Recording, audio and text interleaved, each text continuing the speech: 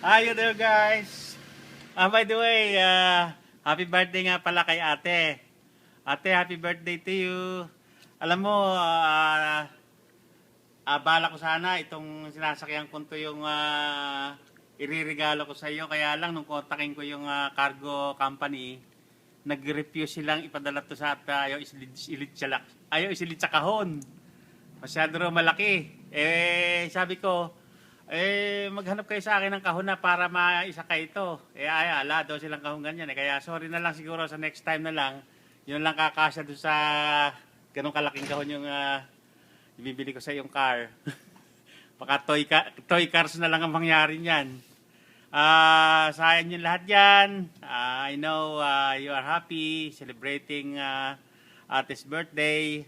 Happy 60th birthday, ate. How do you feel to become a senior? Nice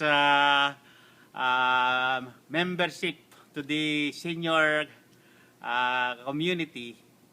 I thank you and bye-bye.